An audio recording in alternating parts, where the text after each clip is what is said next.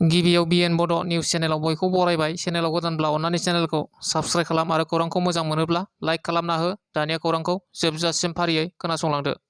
मोनसे दुखुनांथाव खौरां। उरियामघाट ओनसोलाव गोबां अखा हानाय आरो बारहुंखा बारनायजों न' बां खहा जायो। गलाघाट जिल्लानि सिङाव थानाय उरियामघाट ओनसोलाव गोबां अखा हानाय आरो बारहुंखा बारनायजों न' बांजों लोगोसे बारि बागाननि बिफां लाइफां आरो मोब्लिब तारफोराबो खहा जादों होननानै मिथिनो मोननाय जादों। ओनसोलनि गोबां सुबुंफोरनि बारिनि गय बिफांफोरा बांसिनै खहा जादों होननानै मिथिनो मोन्दों। मख'नो गोनांदि उरियामघाट फातनिपुर गामिनि नखरसे गोरिब सुबुं मंगल मोसाहारिनि न'आ अखा हानाय आरो बारहुंखा बारनायजों बायग्रबजोबो। मोनसे दुखुनि खौरां। बैसागु बोथोरनि समावनो साथाम बर' लाइमोनफोरा गावसोरनि गोसो बायदियै गावसोरनि जिउखौ दौलें लानानै फोजोबनाय जाथाया आथिखालाव ससियेल मिडियायाव गोबां सावरायजागासिनो थादों। चिरां जिल्लायाव मोजां मोनलायनायाव गोजावनानै सानै बर' लाइमोनफोरा गावसोरनि जिउखौ फोजोबनायनि उनाव आरोबाव बेबायदि जाथायानो उदालगुरि जिल्लानि माजबाद सिकारदाङायाव नुजाथिदों।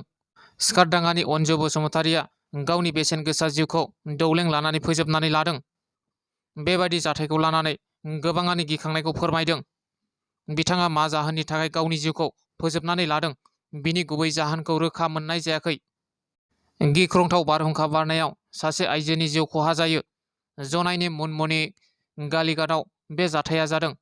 धेमाजि जिल्ला जनाइ महकुमानि सिङाव थानाय मुनमुनि गालिघाटआव हरखाबै फैनाय गिख्रंथाव बारहुंखा बारनायनि जाउनाव गंसे नावा बेलथायलाङो। मिथिनो मोननाय बादिब्ला बैसागु मोसानो थांनानै फैफिननाय समाव हरखाबै बारहुंखा बारनायजों गिख्रंथाव नावनि जाब्रथाय जायो। जाउनाव सासे आइजोनि जिउ गोमानो गोनां जायो। जिउ गोमानाय आइजोनि मुंखौ मिलथि मुन्डा होननानै मिथिनो मोननाय जादों। बिटिआरनि मावफुं सोद्रोमा रनजित बसुमतारी बिथाङा आसामनि बिहु मोसानाय आरो बर'नि बैसागु मोसानायनि फारागखौ लानानै बुंथिदों।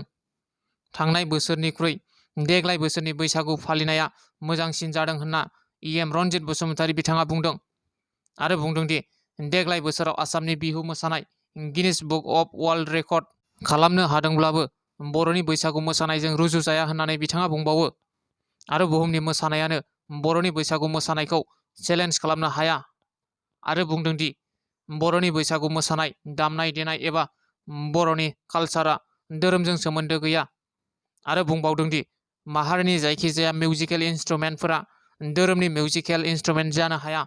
मानोना जेरै रावा मिथिंगानि सोदोबफोरजों जोनोम जादों बेबायदिनो मिथिंगानि सोदोबफोरजोंनो देंखोआबो जोनोम जादों। बेनिखायनो बर'नि दामनाय देनायफोरा धोरोमजों सोमोन्दो गैया होननानै इएम रनजित बसुमतारी बिथाङा बुंदों। एमएलए जयन्त बसुमतारीया चिफ मिनिस्टार रिलिफ फान्डनि गेजेरजों फरायसाफोर आरो बेरामिफोरनो रांनि अनसुंथाइ चेक गथायदों। थांनाय मैया 31 नं बिधान सभा बियाबनि एमएलए जयन्त बसुमतारीया 14 नं चिरां दुवार ब्लक इउपिपिएल मावख'आव 53 सा फरायसाफोरनो सासेयाव 5,000 रांनि चेक आरो 76 सा मुलाम्फागिरिफोरनो 10,000 रांनि चेक गथायदों।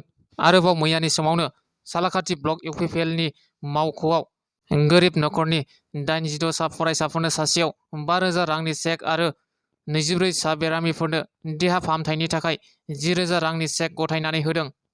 दिनैनि खौराङा बेखिनियानो। गोजोन्थों।